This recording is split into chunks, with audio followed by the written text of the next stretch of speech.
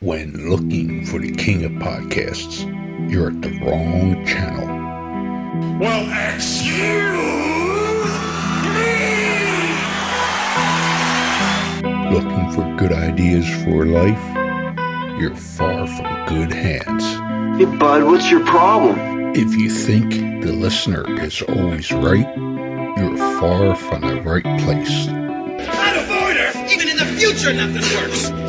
Hosted by a Northeasterner by birth, but a rebel by choice. Are you threatening me? If you want a host that floats between love and madness, and we know the night is always gonna be here anyway.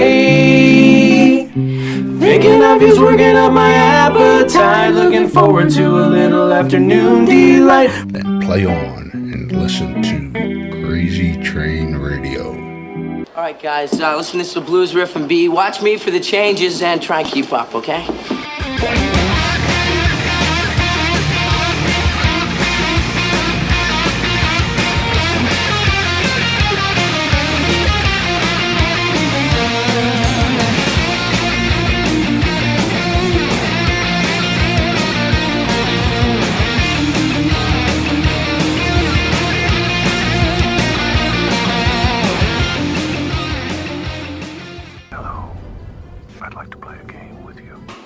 Within the gaming world, there are your general gamers, but then there are those that enjoy the dark underbelly of gaming.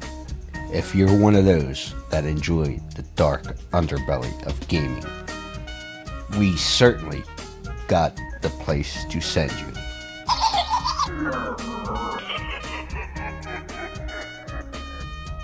Scorpion Lair Games. That's right, Scorpion Lair Games is the creators of the true crime hit Killers, the card game. Let's not forget they also have Killers Clothing Company, their profiler game, and things like the 5-Minute Murder channel on YouTube. And we certainly can't forget the new book that is certainly a hit, Beyond the Headliners, True Crimes, Myths, and Legends. Make sure you visit Jeff and the Scorpion Lair Games on Facebook and everywhere today.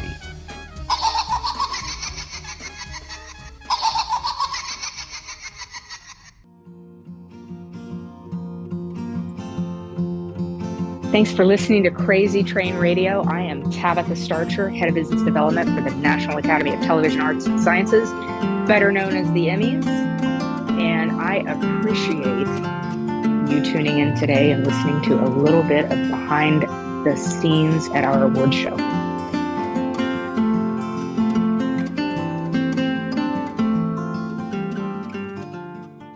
Hey folks, it's your least favorite host in the podcast world, Croc, Jonathan Steele. And boy, do we have a good one for you today.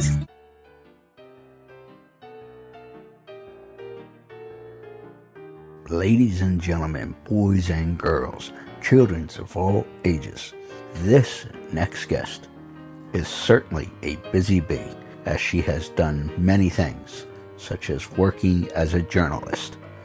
However, she is quite busy, as she currently serves as the head of business development for the National Academy of Television Arts and Services, which oversees all of its national shows, including such as daytime sports, news and documentary, and its newest one going into its third year, the Children's and Family Emmys.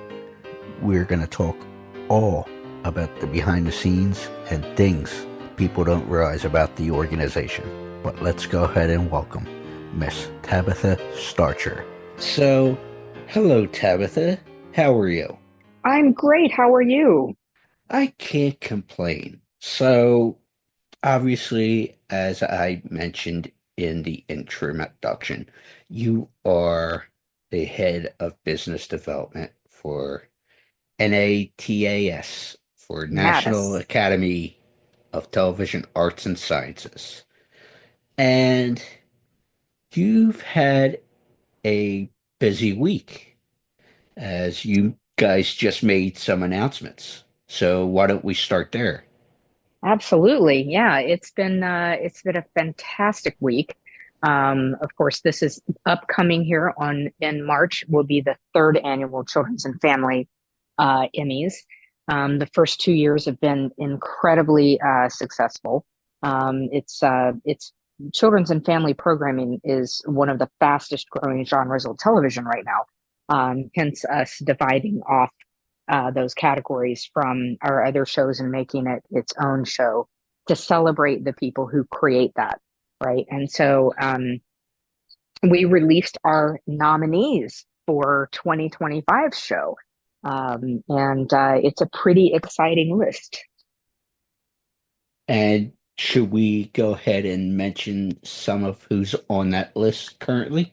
Absolutely. I think it goes without saying, it's hard to mention those big names without touching on the fact that in its third year, this year, we have already had some huge nominees. You know, in year one, we had Michelle Obama nominated, Beyonce was nominated. In year two, we had Jack Black, who won a Children's and Family Emmy. And we've also had LeVar Burton, who, of course, is known for his work specifically on PBS and for Reading Rainbow. He's been a fixture in children's television for a long, long time. He was our Lifetime Achievement Award winner at Children's and Family in its inaugural year. And of course, there has been some huge names that have been nominated throughout the years in children's programming, including Ron Howard and George Lucas for Star Wars and Steven Spielberg, and the list goes on and on and on. But this year, when you look at that list, I think there's one name that is definitely going to jump out at you. For sure. It certainly did me and really got me excited. I'm not going to tell you, we just released it. I'm not going to tell you that I have memorized everyone on that list, but when I saw Meryl Streep's name come up, you just do not miss Meryl Streep when her name pops up as a nominee. Of course, she has won so many Emmys, but it's super exciting to see her nominated at Children's and Family this year.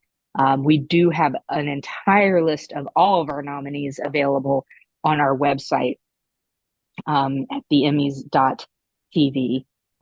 So I would definitely encourage people to go out and check that list out. Follow us on Instagram. We are releasing not only our list of nominees, which was released earlier this week, but we're doing just little profiles as we go along, talking about each of those nominees, particularly as the show draws nigh, who is coming to the show and who's going to be presenters and who's going to be hosts and all of the things. So Absolutely exciting. So, obviously, with all that being said, make sure you check out the website. I'll put a link to it as well. But I'm curious to know a little bit behind the scenes, if we will. And I guess first and foremost, you guys, and I don't think many people realize that the organization itself is a nonprofit. So could you maybe go into detail a little bit about that for folks who might not be aware of it? yeah, absolutely. I really appreciate you bringing that up because one of my favorite things to talk about is the fact that we are not only a nonprofit, but when I do these types of interviews, I think it's just critically important that the viewers or the listeners understand that while most certainly the Emmys pride ourselves in being an organization that awards excellence, that's actually in our mission statements, if you will. You'll see it just about everywhere that you read anything about the Emmys. It's something that is been the foundation of our organization, is to highlight people who are exceptional at creating TV, writing, producing, acting, all the things. But we do a lot more than just give trophies to famous people. We do a lot more than just give trophies to famous people. That is something that we do several times a year. We do 8 shows total, but we also have a foundation. And at our foundation, we award grants and scholarships to young people who are striving to get into this industry. And I think what we all have to sit back and realize when we talk about television, yes, it is entertainment, but it is also about telling you the stories that you would likely never hear anywhere else. It's about having the news put in front of you.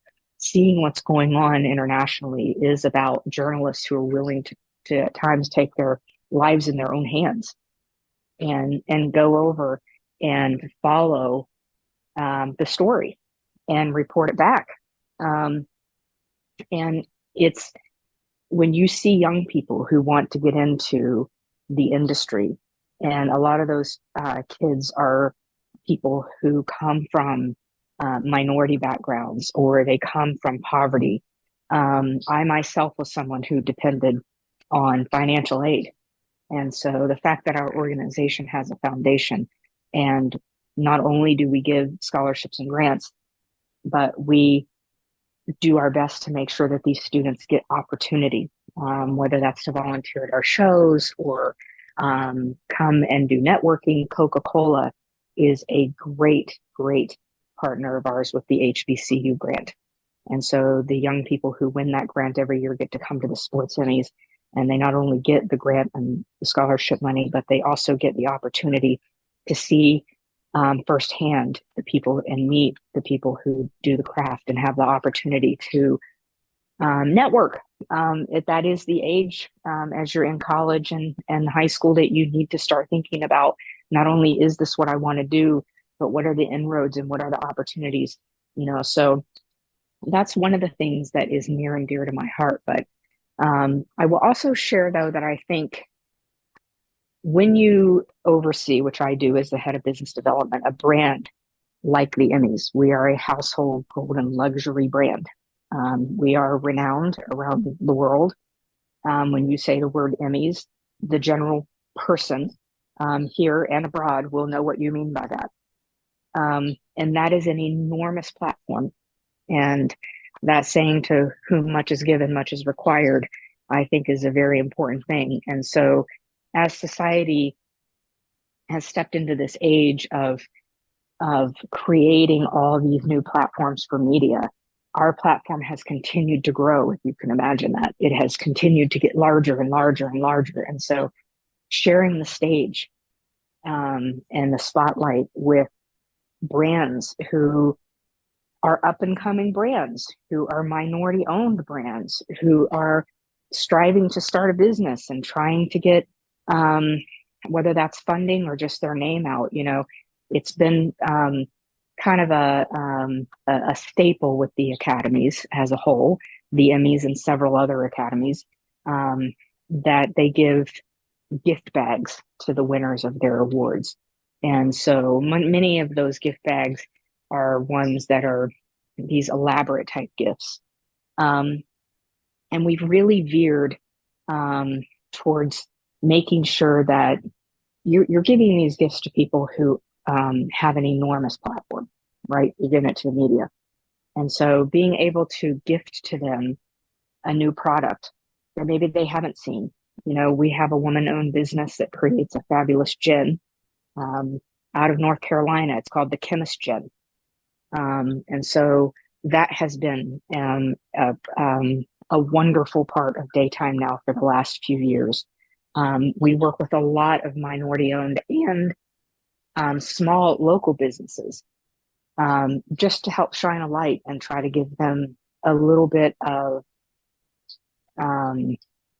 encouragement and share our stage with them. So I think I love it when people ask that question. I really appreciate you bringing that up. I could go on and on and on, to be honest with you. So it's just an enormous opportunity. It's probably the part of my job I love the most, in case you can't tell. is to be able to use our platform to do some things like that.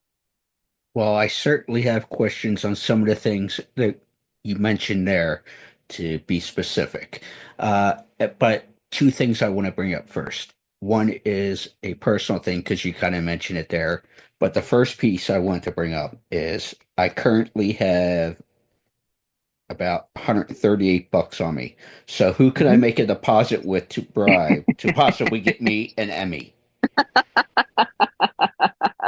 What category and who do I start talking to make deposits? No, I'm kidding, folks. That's not how this works. No, but so obviously you mentioned about try this in English because I was about to chuckle a little bit. Not that I haven't before, but It's fine. It's fine. Radio's supposed to be fun. Yeah, no, I'm saying there's times I chuckle and drank on the air, but that's a whole nother conversation for another time, depending on what we're doing. But in all seriousness, you mentioned about yourself and how you grew up a little bit there. And you grew up in West Virginia and overcame the challenges of dyslexia. So, did you ever think as a child where you were, your situation, all that, that you would be in the position you're in right now? I have been asked that before, and I think deep down the truth to that to that question is, while I never was able to fully comprehend that I would be at the Emmys, I always knew somewhere deep down that I was going to do what I needed to do to make the best of the situation. I grew up in a quaint little town in West Virginia, but we were in poverty. My family was poverty level, and I was a dyslexic.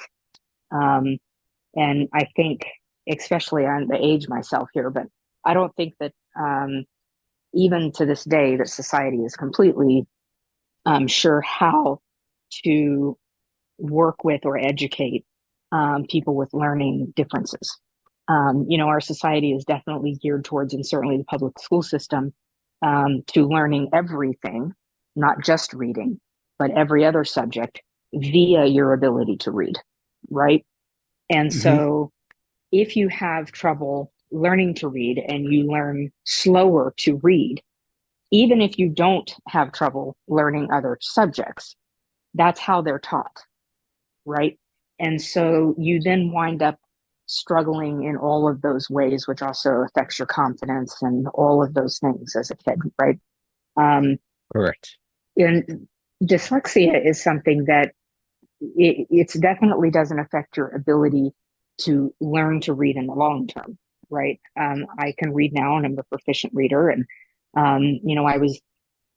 I got involved with the Emmys because I won a regional Emmy, which was an experience of a lifetime. For the journalist side, right? Yep. And I think doing that was so much more than just my career. It was a very personal thing to me just because of what I had overcome and went through with dyslexia. But, I think the key for people and listeners to realize is dyslexia doesn't mean that you aren't going to learn to read or you can't read. It means that you have to learn differently, and that it can take a little longer to learn to read. But other subjects, you'll learn faster. And once you learn to read, you'll read and be able to function just like everyone else. And so it's really about societal norms and the label or the word, the learning difference is really an important piece, I think, for people to understand about dyslexia. A lot of dyslexics actually have a very high IQ. And so they're strategic type people. The business side of what I do, I think is definitely a think outside the box role. And if you grow up with dyslexia, you have to do that. because everything is being presented to you in the same way it's being presented to everyone else. So if you want to get through that, you have to learn to navigate that and think outside the box and how do I get around this obstacle, right? So to answer your question, I knew I was going to overcome it. And I knew I was going to wind up being, not to quote a country music song, but here we go. I was going to be somebody someday. I was going to make good on this. Travis Tritt. There you go. I appreciate you. Them West Virginia roots, they don't leave me. Hey, I wasn't going to judge at all, but I obviously am a music nut and obviously know the Travis Tritt song you're talking about. So Yes, the good one. yes. Yeah. So, and I'm going to throw this out there because I just actually got an email from a representative from multiple time Emmy nominee and one-time winner Anne Margaret. So we'll put that out there. Hopefully that works out. Yeah. As we talk. Because legend when you mention Anne Margaret, but anyway, back to what we're talking about after that commercial break there, folks, as I joke. So you mentioned when we talked about the nonprofit side of things and all, how things have changed over the years. And now we have what they call the kids anyway, influencers and all, and the next generation of creators and different platforms and stuff. So from a business standpoint, how do you go about sorting some of these new things, whether it be, I guess, and I hope I'm asking this right, like TikTok and the Instagram lives and the different outlets and influencers and such, because obviously I don't know, and I'm not going to be rude and ask your age, but at 40, we had, for me at least, I'll speak on, there used to be, just cable TV, and then you have, Grammys and, like there was a certain field. We didn't have everything we have now. So how does that work for you on a business standpoint? Well, I'll address two things of that. If you're 40, then you're just a young whippersnapper. But I think that it is a growing landscape. I think we're in this time in society as a whole that technology is doing this. It's going at warp speed right now, and so I'll take that question in two pieces. I am old enough to really remember back when you basically had four TV outlets. You had NBC, CBS, Fox, and ABC, right? And those are the so people you're that close. So would you? Sorry to interrupt. With that being said, because I'm old enough to remember when Fox came into play. So I'm gonna guess we're close in age. Yes, absolutely. Okay. And so go ahead, back to regularly scheduled programming. We're going to go with we're close in age. I might be a little older than you, but don't tell anyone. But back to the regularly scheduled programming. That's right. Back when I was growing up, you're watching those things, and there wasn't the ability to, pay an extra $5 a month, and you'd just skip all the ads. So in my business now, as head of business development, what you have to figure out is part of what's changing so dramatically about the industry is the money side of it, right? I mean, it is. And so, and that has a good and a bad thing. It has its pros and its cons. Now you have all these streaming platforms, and you have the influencers who have as many followers now as some networks and TV shows. And, in terms of people who know their name, back when we were youngins, kids, if you had, 5-6 million, God forbid, 10 or 20 million, you were considered a celebrity. Right. And so now that's pretty obtainable. You don't have to have a publicist and all these things to do that necessarily. So, and those are people who also are getting advertising dollars. And so back, when it was just those four networks, if you had somebody, a business that's looking to spend $1 million in advertising, they're going to divide it up amongst them. Now that money is being divided between 20, 30 different places, right? Mm-hmm. So that means less revenue coming in. There's not really a dominant thing anymore, right? You don't have sort of a monopoly on it. The networks don't, but you also have so much more content. I mean, you could bring up a show, and I work for the Emmys, I work in television. You could bring up a show I've possibly never heard of that had millions and millions of viewers. It wasn't like that 10, 15 years ago. If there was a show that had millions of people watching it, everybody had heard of it, right? And so the dynamic of it that's changed is definitely how the money flows and how the sponsors now have so many opportunities and advertisers. But on the flip side of that, it is also creating opportunities now for people to work in this industry and even be famous in this industry on their own right, without having to move to LA and hire these people and take, not saying you still can't do it that way, but you're now seeing this as something that can be crafted and created in your own little world, right? So it's definitely an interesting time. Being able to navigate all of that and finding space at the Emmys to both embrace and award that, and having the categories for those content creators is where the challenge comes in. And for me specifically, as the head of business development, it's also being able to have a dynamic story around what it is that we do and why an advertiser or a sponsor should put their money with us, because you went from having competition of a handful of people to having competition of more people than you can count, right? And so that is both sometimes can be a bit daunting and also incredibly exciting if you're a big fan of this industry to see it growing like that, because that growth also means so much opportunity for young people. It really does. Exactly. And there's more opportunity to possibly work and grow and all that stuff as well, too. Absolutely. But, yeah. So on the flip side, that's good from a professional standpoint, even though some people become influencers and this, that, and the other, and we don't have the time to dive into that category per se for hours on end. But on the professional side, non-awards, but working and all that, it gives just more opportunity there. But I'm curious to know, with the, obviously, we know the network budgets are dwindling for award shows, and as you mentioned, sponsors and advertisers are more important with all the changes.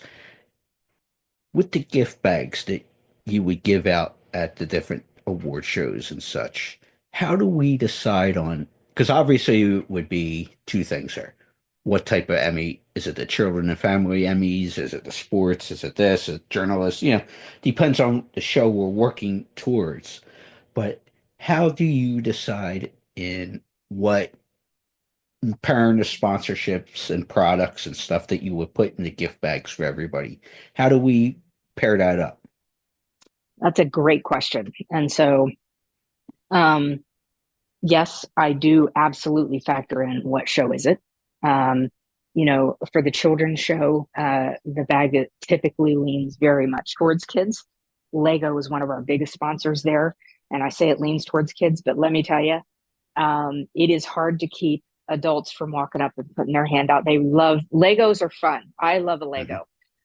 But yes, in the children's show, we're definitely leaning strong into things that are about the kids, because I think that was why we separated that show off, was to really honor that genre. It's growing so quickly here that I think you then have to kind of lean hard into that.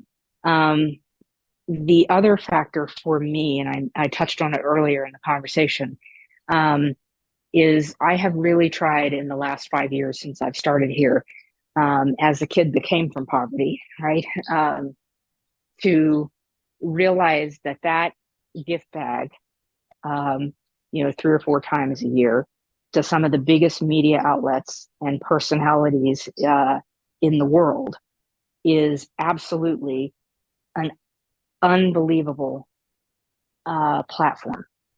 And it can give a product legs. And so I do lean pretty heavily into the story behind a product as well.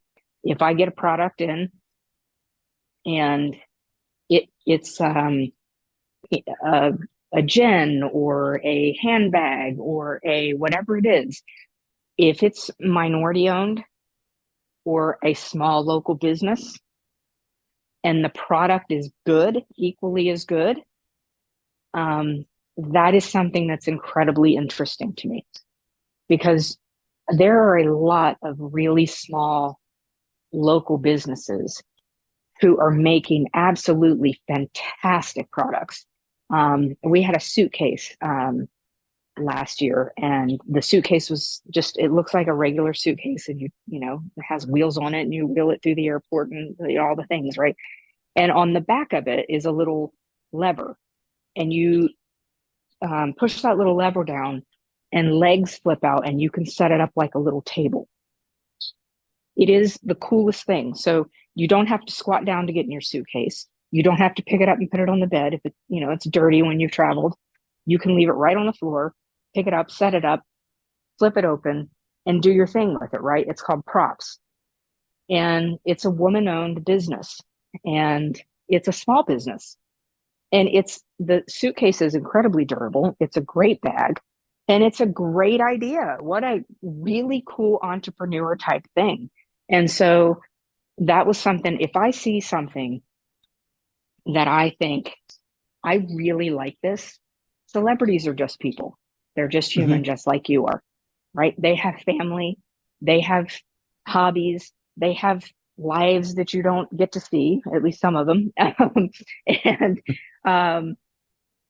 if I think it's cool, they're probably going to think it's cool.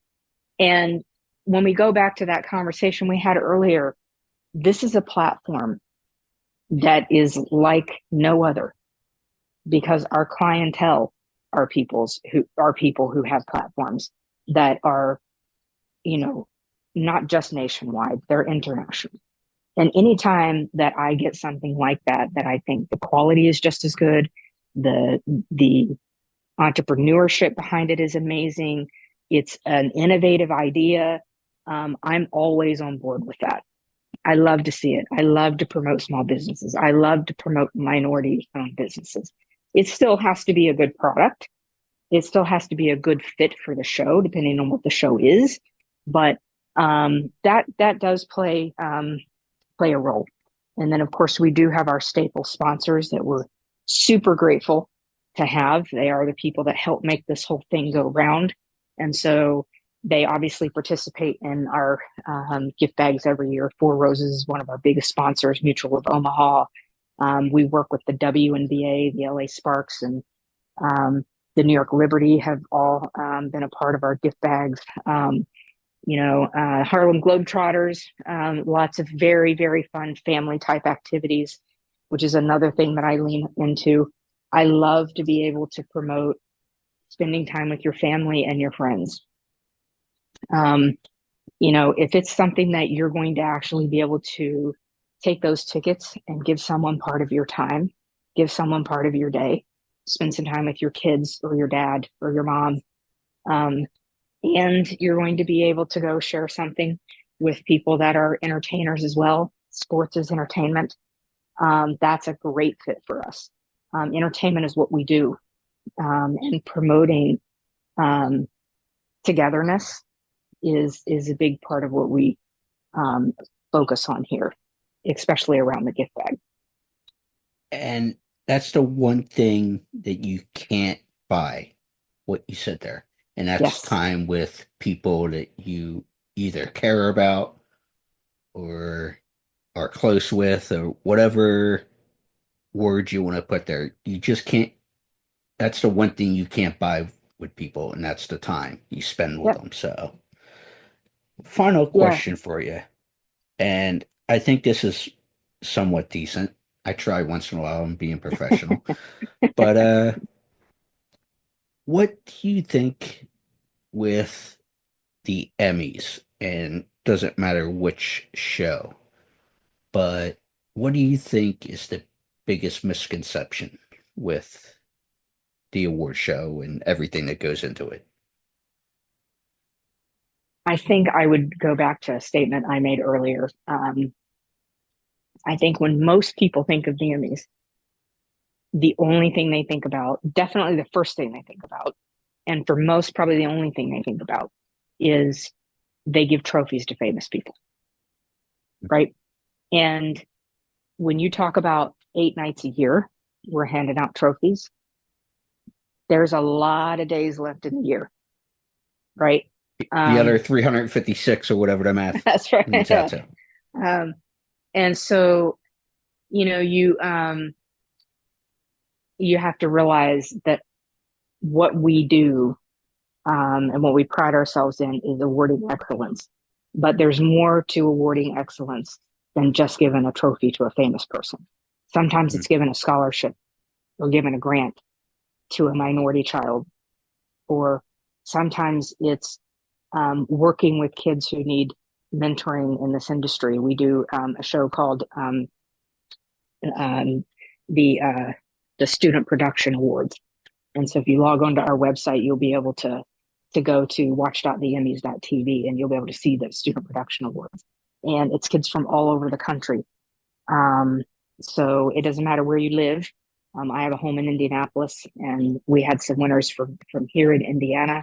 And these kids get to be a part of doing a show and working with real producers. And yes, for those kids, meeting a couple famous people or being a part of something they're doing. But, it's experience.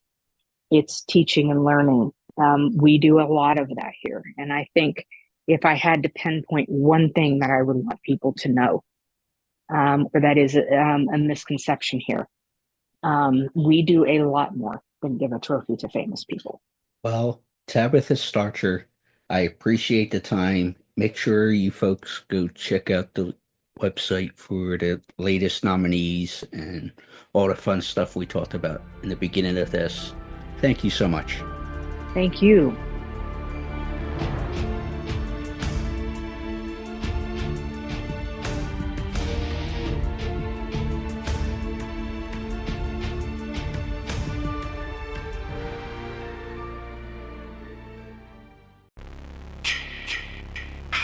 Hey there, Friday fans.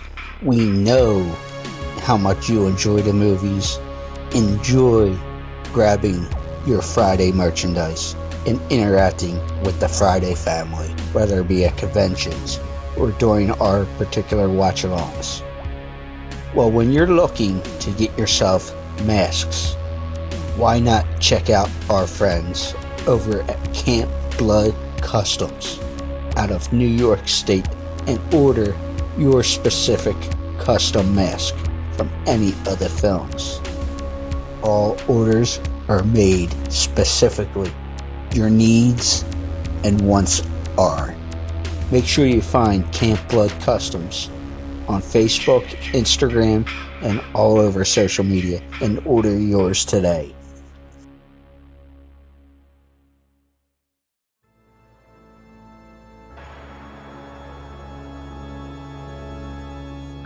Hi, this is Adrienne Barbeau, and you're listening to Crazy Train Radio.